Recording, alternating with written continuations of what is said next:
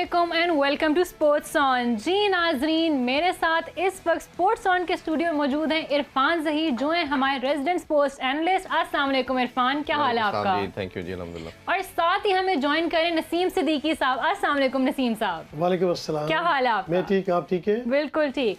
जी नाजरीन, आखिरकार वो दिन बहुत करीब है हमारे। कल पहला सेमीफाइनल होने जा रहा है पाकिस्तान और न्यूजीलैंड के दरमियान, तो उसके ऊपर आज हम बात करेंगे अपने दोनों बहुत दानिशवर जो यहाँ पे हमारे तज्जियाकार बैठे हैं। तो आए सबसे पहले इरफान से पूछते हैं, इरफान क्या फीलिंग्स आ रही हैं कल के मैच के बारे में आपको?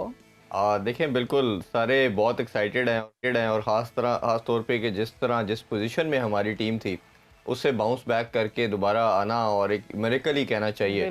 बिल्कुल 99% मीडिया और तमाम लोग यही कह रहे थे कि there is no chance, but अल्लाह ताला ने एक जो रे ऑफ होप मैं कहता था है अभी, तो वो अल्लाह ताला ने वो रास्ते को पूरा किया।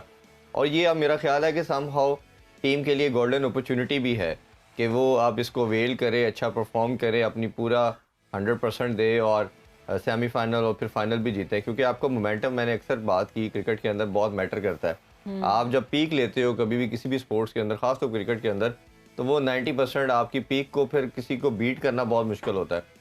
जैसे वर्ल्ड कप के स्टार्ट में आपने मिनाइल मेरे से 2-3 दफ़ा पूछा कि सबसे फेवरेट साइड कौन सी आपको लग रही है, तो मैं न्यूजीलैंड कहता रहा कि सबसे स्ट्रॉन्ग और बेहतर साइड लग रही है। आप कहते हो पूरी मतलब ऑल ओवर द वर्ल्ड एक फेवरेट जा रही है। जी, फेवरेट जा रही है, पूरा एक उनके पास कम्बिनेशन है और सबसे बेस्ट क्रिकेट भी जिसे कहना चाहिए खेल रहे हैं। पाकिस्तान को एडवांटेज अब थोड़ा ज़्यादा मिलना शुरू हो गया है, अब इस वजह से कि हम पीक कर रहे हैं, मोमेंटम हमारा अच्छा है और हम जिस पोजीशन से ऊपर जा रहे हैं, ये बिल्कुल अगर रिलेट करें 92 से, तो बिल्कुल 90% उसी तरह के सारा सिनेरियो बनता चला जा रहा है कि आप टूर्नामेंट से बाहर हो गए थे, किसी जगह पे बारिश होगी, आपको एडिशनल पॉइंट मिल गया, उधर से किसी का कम हो गया। जैसे साउथ अफ्रीका का एक पॉइंट उनको बारिश की वजह से रह गया था जिम्बाब्वे के अगेंस्ट, तो वो उनको मिला।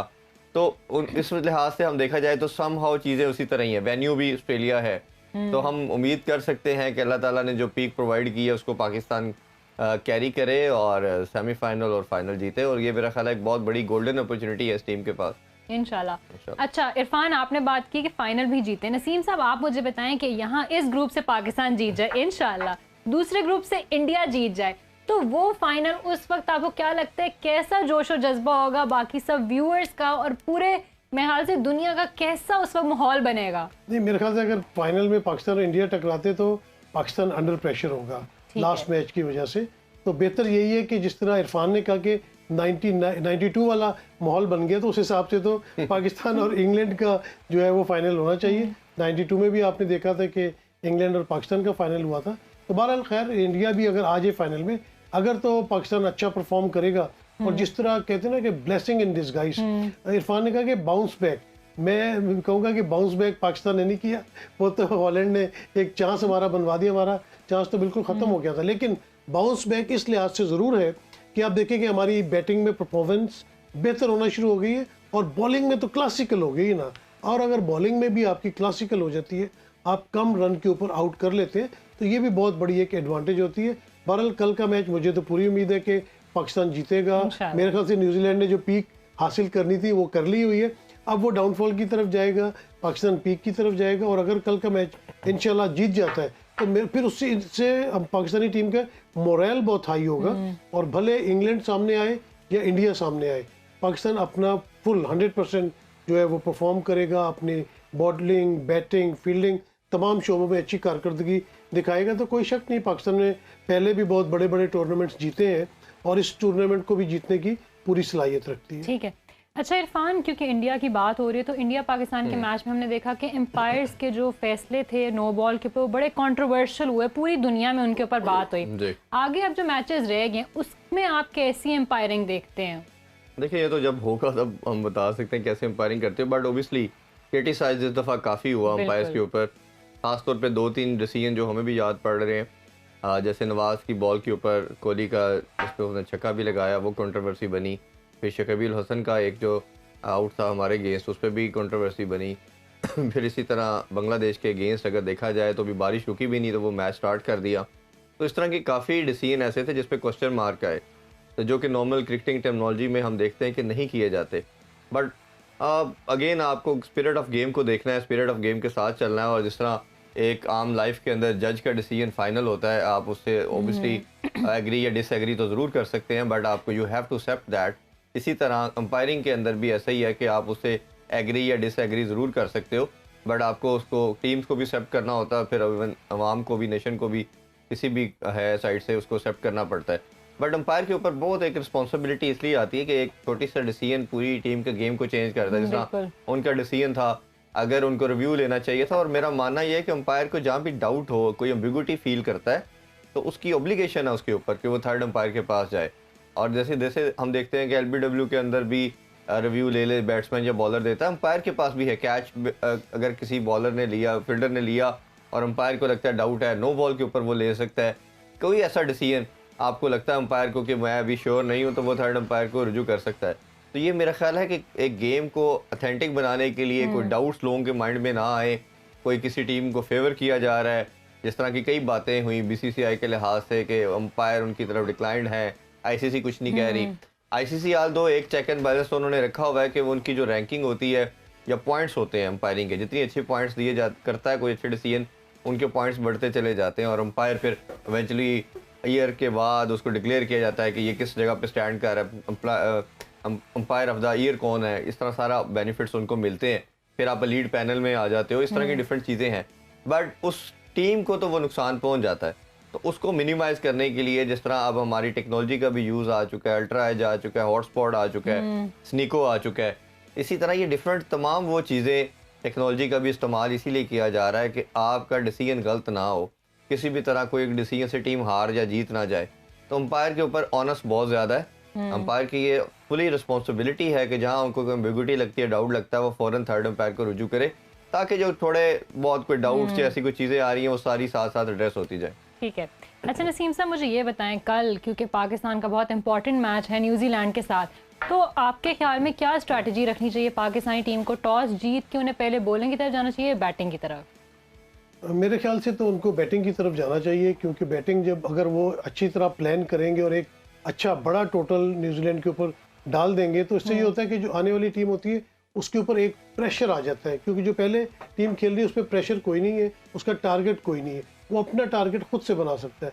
और अगर आप स्ट्रेटजी बना के, वही बात है कि ओपनिंग बैट्समैन बहुत इंपॉर्टेंट है। कल अल्लाह से ताला से मेरी दुआ है कि बाबर और रिजवान दोनों ही परफॉर्म करें, और जो शुरू के 6 ओवर्स होते हैं पावर प्ले के, उसमें कोई एक अच्छा टोटल दे दे, तो मुझे पूरी उम्मीद है कि फिर हारिस, इफ्तिखार, शान मसूद, नवाज, शादाब जो है बड़ी अच्छी फिनिशिंग करेंगे और एक बड़ा टोटल दे सकते हैं। तो अगर टॉस जीतते हैं तो उनको पहले बैटिंग करनी चाहिए, बड़ा टोटल करें, उसके बाद कोशिश करें कि न्यूजीलैंड को कंटेन रखें, कम से कम रन दें। और ये नहीं है कि अगर 80 का टारगेट दिया, 175 का टारगेट दिया, तो कोशिश करें कि उनको 140, 145 पे आउट करने की, ताकि मार्जिन बड़ा रह जाए। जो जो मैच आखिरी ओवर्स की तरफ जाता है, उतनी टेंशन क्रिएट होनी शुरू हो जाती है, उतना बॉलर या बैट्समैन अपने नर्व्स लूज करना शुरू कर देता है। तो बड़े प्लानिंग के साथ आना चाहिए। टीम मीटिंग जो है बहुत इंपॉर्टेंट है। डेफिनेटली बाबर आजम एक तजुर्बेकार कप्तान है, वो आज रात को भी मैच मीटिंग करेंगे, कल भी लड़कों के साथ करेंगे,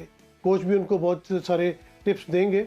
और दूसरी बात यह कि ये सोच लें कि अगर हम टॉस हार जाते हैं और हमें पहले जो है वो बॉलिंग करनी पड़ जाती है, तो इसमें भी कोई घबराने वाली बात नहीं है, क्योंकि जब आप पूरे मैच की तैयारी करते हैं तो उनमें तो दोनों चीज़ है ना, कोई भी टॉस हार सकता है, इसमें तो कोई ऐसी बात नहीं। तो अपनी स्ट्रेटजी को इस तरह रखें कि अगर टॉस हार जाते हैं और वो खुद पहले बैटिंग ले लेते हैं, तो आप ये स्ट्रेटजी बनाएं कि आपने किन बॉलर से किस तरह बॉलिंग करवानी है।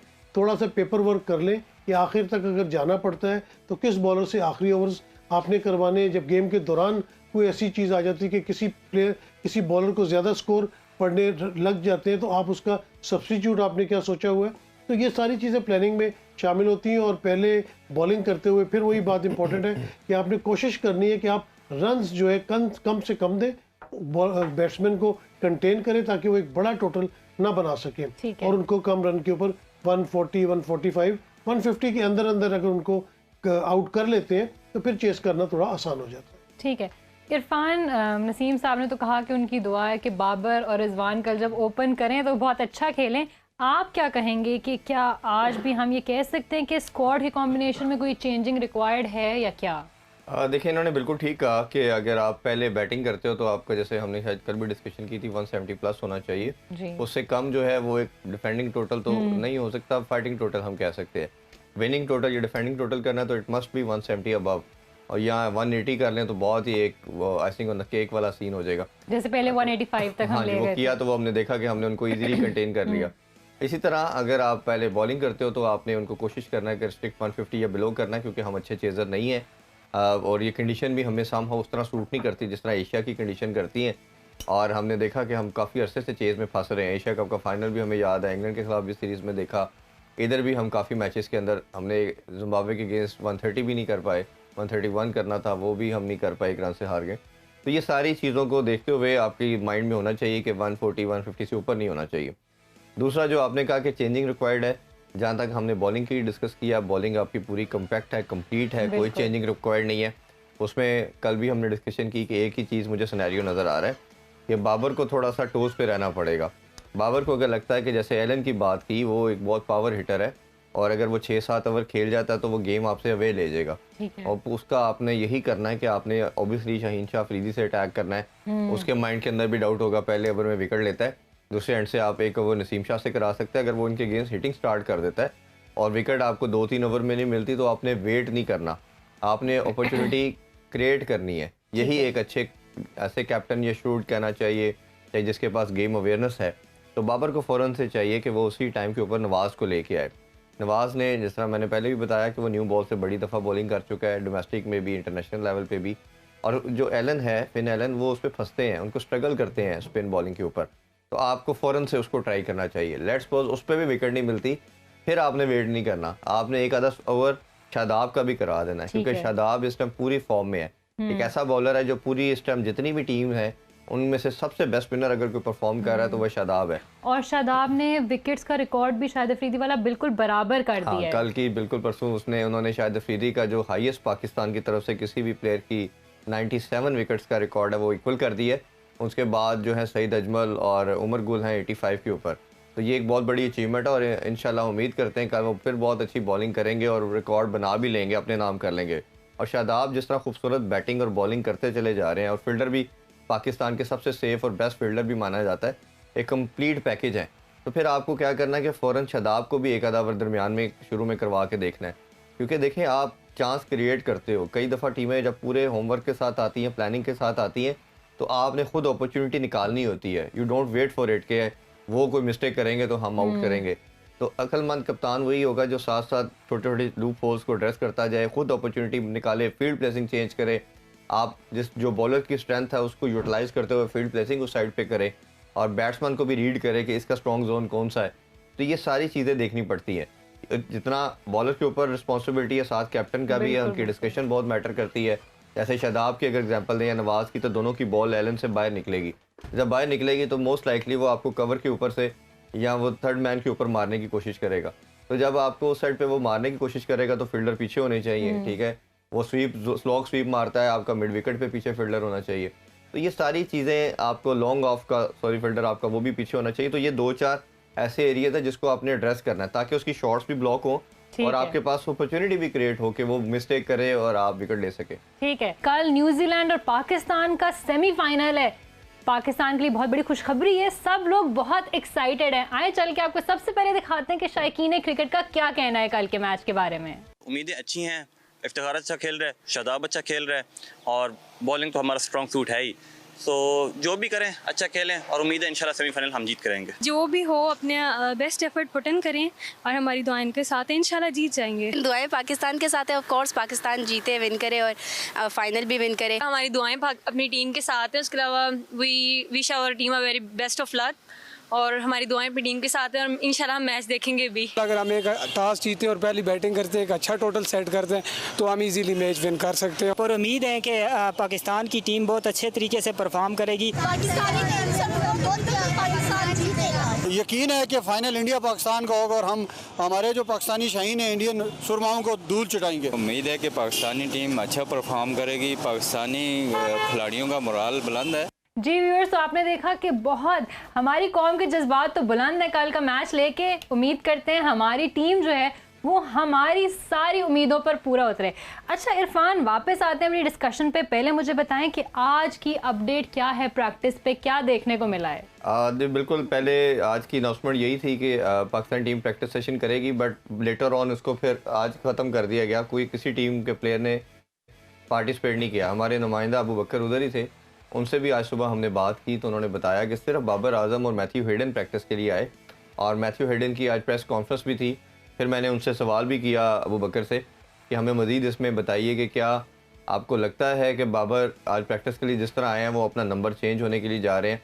तो उन्होंने कहा कि अभी तो ऐसे कोई हमें साइन शो नहीं हुआ, और इवन दो कह रहे थे कि मैथ्यू हेडन से ये क्वेश्चन किया गया, इन दोनों ओपनिंग हमारे जो पेयर है, कि इनकी फॉर्म नहीं लगी हुई और ये प्रॉब्लम्स ऑफ स्ट्रगल भी कर रहे हैं। तो कहते हैं उनका बड़ा स्ट्रेट फॉरवर्ड इसमें रिप्लाई था, ये दुनिया का बेस्ट प्लेयर है और बड़ा अच्छे ये सारे 2 साल से खेलते आ रहे हैं, but we don't want to change anything. तो वो मेरा नहीं ख्याल कि अब उनकी स्टेटमेंट के बाद हम कोई इसमें उम्मीद कर सकते हैं या चाहेंगे। ओबियसली हमारी ख्वाहिश तो ज़रूर हम कह सकते हैं, बट उन थिंक टैंक का जो उधर लोग मौजूद हैं, कैप्टन और कोच और मेंटोर की बात करें, उनका एक अपना स्टेट ऑफ माइंड है, और जो अब मेरा ख्याल है कि शायद वो किसी तरह का भी चेंजिंग नहीं करेंगे। और हारिस की जिस तरह हमने बात की, बहुत खूबसूरत और आउटस्टैंडिंग दोनों मैच में खेली, वो मोस्ट लाइकली तीसरे नंबर पे ही आएंगे। अच्छा, आपको लगता है कि कोई मतलब स्पिनर्स को आप बता रहे थे कि कर लेना चाहिए थोड़ा सा, लेकिन बैटिंग ऑर्डर हमारा वही जाएगा जो लास्ट मैच में गया है? जी, हमारी मैंने जिस तरह कहा कि ख्वाहिश तो ज़रूर है कि हम बाबर अगर 3 पे आ जाए तो हारिस आके पावर प्ले का यूटिलाइज कर लेना, क्योंकि मैं हर मैच में बोल रहा हूँ कि आप पावर प्ले का स्कोर तो देखें पाकिस्तान का, किसी मैच में 30-35 से ऊपर नहीं है। बाकी टीम 55-60 की क्रिकेट खेल रही है, हम 25-30 की खेल रहे हैं। तो 20-25 रन जो कम हम बनाते हैं पावर प्ले में, वो इवेंचुअली आपको रिजल्ट में भी नजर आता है कि आप वो मैच हार जाते हो। तो अगर आप वो 20-25 रन ऊपर बना लोगे, ज्यादा बना लोगे, तो एक तो मिडिल ऑर्डर पे प्रेशर कम आएगा, और आपका जो एंड टोटल एक 50-60 बनता है वो ऑटोमेटिकली एक 70-80 पे चला जाएगा, जो कि एक सेफ टोटल जिसे हम कहना चाहिए उसमें कन्वर्ट हो जाएगा। और उसका एक ही सिनेरियो बनता है हमारे पास, जो अभी गिवन फॉर्म नजर आ रही है दोनों ओपनर पेयर की, कि वो बहुत स्लो खेल रहे हैं और प्लस उनकी अभी हिटिंग कर भी नहीं पा रहे, स्ट्रगल कर रहे हैं दोनों। तो उनको चाहिए कि ऐसा लड़का जो फॉर्म में है, जो दलेर भी है, उसका बॉल भी बैट पे अच्छा आ रहा है। देखिए, क्रिकेट में सबसे इंपॉर्टेंट चीज़ होती है, चाहे बैट्समैन हो या बॉलर हो, ये आपकी फॉर्म होती है। अगर आपकी फॉर्म लगी है तो आपको मस्ट उसको कैश करना चाहिए। जैसे बाबर ने 2 साल से फॉर्म थी, मेरा ख्याल है कि दुनिया क्रिकेट के अंदर सबसे ज़्यादा देर रहने वाला T20 में वो बैट्समैन रहे। तो ये क्रेडिट भी उनको जाता है कि उनके पास एक बड़ा यूनिक रिकॉर्ड है, और अभी भी मानता हूँ कि पाकिस्तान का सबसे बेस्ट बैट्समैन है। ठीक है, इवन मैं तो ये भी कहता हूँ कि वो जितने भी अभी तक बैट्समैन आए हैं हिस्ट्री के, सबसे बेस्ट कहना चाहे तो गलत नहीं होगा। बट एक इशू जो है उसको एड्रेस करना भी उनकी रिस्पॉन्सिबिलिटी है, वो यही है कि वो अपने स्ट्राइक रेट को थोड़ा इन्हांस करें। तो जिस तरह बटलर खेलते हैं, जिस तरह हम रोहित शर्मा को इवन देखते हैं, वो इतना शेल में नहीं जाते, या तो आउट होते हैं या तेज खेलते हैं। तो हमने बॉल्स को वेस्ट नहीं करना। आपकी टोटल हार्डली तो 120 तो बॉल्स हैं, अगर उसमें से भी आप 30-40 डॉट बॉल खेल जाओगे तो आप खुद सोचें कि आप रिमेनिंग 60-70 में कितना रन बना लेंगे। वो बहुत मुश्किल होता है। हर बॉल पे इन कंडीशन के अंदर आप बाउंड्री भी नहीं लगा सकते, बाउंड्री डिमेंशन बड़ी है, छक्का लगाना तो वैसे ही मुश्किल है। और कल का जो वेदर है वो भी बहुत क्लियर है, हमें ये भी थोड़ी अपडेट ये मैं आपसे नहीं है, मैं नसीम साहब से पूछूंगी। नसीम साहब, मुझे आप बताएं, क्या आपके ज़राए के मुताबिक कल कैसा मौसम रहेगा? मेरे भी वही ज़राए जो इरफान के ज़राए हैं सिडनी में। लेकिन देखिए, इसमें ये अच्छी बात हो जाती है कि जब बड़ा अपना टूर्नामेंट का बड़े मैचेस होते हैं, लाइक सेमीफाइनल और फाइनल, उसमें फिर उन्होंने एक्स्ट्रा डे रखा हुआ होता है, ऑल्टरनेट होता है कि अगर उस दिन गेम मुकम्मल नहीं हो सकी तो फिर वो दूसरे दिन उस गेम को करवा लेते। तो अभी बारिश के मेरे ख्याल से इतने कोई ज़्यादा चांसेस नहीं है, वेदर बहुत अच्छा है, हाँ हवा वगैरह चल सकती है, तो मेरे ख्याल से मौसम इन मैचेस को ज़्यादा डिस्टर्ब नहीं करेगा। और जिस तरह भी बात कर रहे थे इरफान, मेरा नहीं ख्याल कि अब कल के मैच में बाबर जो है वो ये तजुर्बा करेंगे कि वो 3 नंबर पे आ जाए। वो यही कोशिश करेंगे कि वो ओपन तो आएंगे, लेकिन कोशिश करेंगे कि वो अच्छी क्रिकेट खेल सके जाते जाते, ताकि अगर कल भी वो परफॉर्म कर जाते हैं और पाकिस्तान मैच जीत जाता है तो फिर वो पुराने सारे जो है ना वो दाग धुल जाते हैं। तो बहरहाल बाबर को परफॉर्म करना चाहिए, फॉर्म में वापस आना चाहिए, क्योंकि जब वो फॉर्म में वापस आ जाते हैं तो बेहतरीन स्ट्रोक्स खेलते हैं, जो हमारे शायकीन हैं उनको बेहतरीन क्रिकेट देखने को मिलती है। और दूसरा ये कि मिडिल ऑर्डर के ऊपर इतना प्रेशर नहीं रहता, उनको एक गेम बनी हुई मिल जाती है, वो जब उसके ऊपर टॉप अप करते हैं, बाउंड्रीज मारते हैं, तो उससे एक बहुत अच्छा टोटल बन जाता है, जो कि हमारे डिफेंडेंट को डिफेंड करना मुश्किल हो जाता है। और अगर आप चेस भी कर रहे हैं तो अगर ओपनर्स आपको एक अच्छा स्टार्ट दे देते हैं तो मिडिल ऑर्डर फिर आके उसको इजीली चेस कर लेता है, क्योंकि आपकी रेशे जो है ना वो ज़्यादा नहीं बढ़ पाती। तो मेरे ख्याल से इनको वापस आएंगे फिर देखना चाहिए कि अगर फॉर्म में वापस नहीं आते तो फिर अपना कोई नंबर वगैरह चेंज कर सकते हैं। अगर इसी नंबर पे वो परफॉर्म करना शुरू कर दे तो मेरे ख्याल से हम भी उनके ऊपर तनकीद नहीं करेंगे। तो बहरहाल कल एक अच्छा मैच होने वाला है। शायकीन क्रिकेट जो है बड़ा इंतज़ार कर रहे हैं और आप तो देखें कि शायकीन ये कह रहे हैं कि पाकिस्तान और इंडिया का मैच, वो मैच तो कम होता है, वो जंग ज़्यादा होती है, वो जंग वाला माहौल पैदा हो जाता है।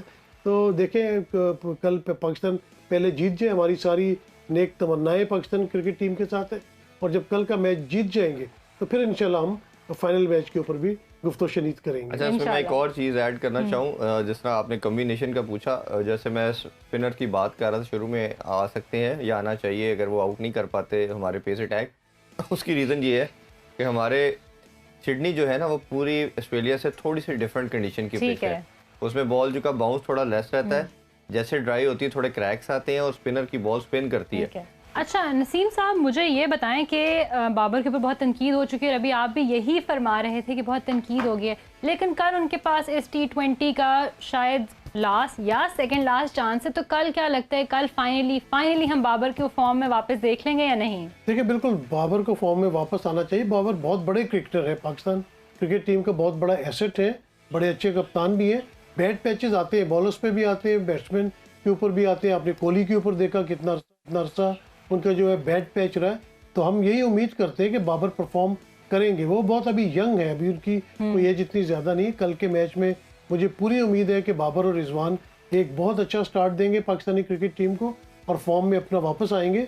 और फॉर्म में वापस आना कोई मुश्किल नहीं है, उनकी शॉट्स उनके पास है, थोड़ी सी करेज की ज़रूरत है। और अगर थोड़ा सा डिप्रेशन या नर्वसनेस है उनको, तो वो उसमें से उनको निकलना पड़ेगा। और अभी बाबर ने, रिजवान ने बहुत क्रिकेट खेलनी है, इसलिए मुझे तो पूरी उम्मीद है कि कल दोनों बैट्समैन जो है अपनी फॉर्म में वापस आएंगे और पाकिस्तान को एक अच्छा मैच खिलाएंगे और शायकीन को एक अच्छा मैच देखने को भी मिलेगा। ठीक है इरफान, आपका क्या ख्याल है कल बाबर की परफॉर्मेंस के बारे में?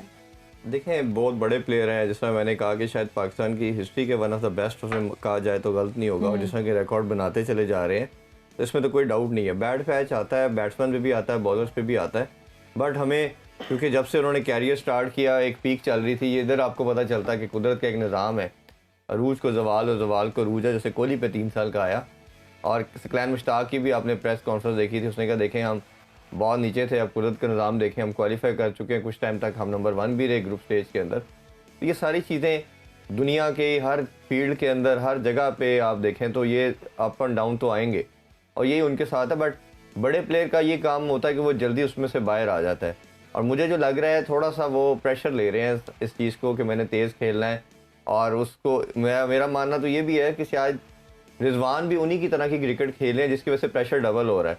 अगर रिजवान उस प्रेशर में से उनको निकालते, थोड़ा सा वो तेज़ खेलते, ये अपनी अगर बॉल ले भी जाते तो इनको मौका मिल सकता था। बट हो क्या रहा है कि इनका पार्टनर भी इनको सपोर्ट नहीं कर रहा, वो भी यहाँ जल्दी आउट हो रहे हैं, इनसे पहले ही बल्कि आउट हो गए 2 मैचेस के अंदर। फिर दूसरा हमने देखा कि वो भी रन्स नहीं कर पा रहे, वो भी इनसे भी ज़्यादा बॉस डॉट खेल रहे हैं कई दफ़ा, तो वो सम हाउ प्रेशर इनके ऊपर भी बिल्डअप हो रहा है। तो ये सिमिलरली इसी वजह से हमने बार बार ये बात मेरा ख्याल है बहुत दफ़ा कर दी कि इनको चेंज करना चाहिए, ताकि दोनों रीज़न होंगी। उसका फ़ायदा ये है कि रिजवान लेट्स सपोज या ओपन करते हैं तो बाबर 3 पे आते हैं, तो रिजवान के ऊपर भी प्रेशर कम होगा, बाबर का प्रेशर भी ईज आउट हो जाएगा कि दूसरा लड़का आके हारिस ऊपर तेज़ खेलते हैं, मोहम्मद हारिस, तो ये बेनिफिशियल है। तो मेरा ख्याल है कि एक आधी इनिंग्स चाहिए होता है कई दफ़ा आपको। हमें बड़ी उम्मीद थी कि बांग्लादेश के अगेंस्ट ये थोड़ा सा इन्होंने बॉल ले भी ली थी, कंज्यूम भी कर ली थी, फिर आउट होना उस टाइम बनता नहीं था, फिर इनको इनिंग्स को एंड करके आते तो इनका मोराल टोटली डिफरेंट होना था। तो सेमीफाइनल के लिए बहुत ज़रूरी था कि ये उस फॉर्म के साथ आते। जैसे कोहली 3 साल से रन नहीं कर रहे थे, एक उनको वीकर ओपोजिशन मिली अफगानिस्तान एशिया कप के अंदर, उन्होंने अपना 3रे नंबर से ओपन पे आए, सेंचुरी स्कोर की, ज़रा ज़्यादा फेयरलेस खेले वो, और उनकी फॉर्म लग गई। उसके बाद दोबारा से वो पीछे मुड़ के नहीं देख रहे, हर मैच में रन्स कर रहे हैं, और वो प्लेयर ऑफ द मंथ भी बन चुके हैं। लास्ट हमने देखा अक्टूबर के वो प्लेयर ऑफ द मंथ भी थे। तो ये एक बड़े प्लेयर की यही होता है कि उसको एक कहीं से भी अपॉर्चुनिटी मिली वो उसको कैच करता है।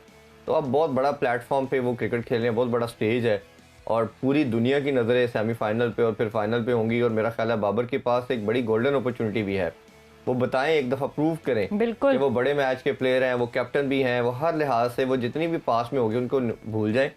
एक अगर उन्होंने एज ए ओपनर भी आना है तो एक बिल्कुल फ्रेश माइंड के साथ, बिल्कुल विदाउट एनी किसी किस्म के फेयर के साथ कोई प्रेशर को साइड करके आल दो आई अंडरस्टैंड कि एज ए ह्यूमन इतना आसान नहीं होता, बट इसी तरह ही आप ग्रो करते हो, इसी तरह ही आप लर्न करते हो।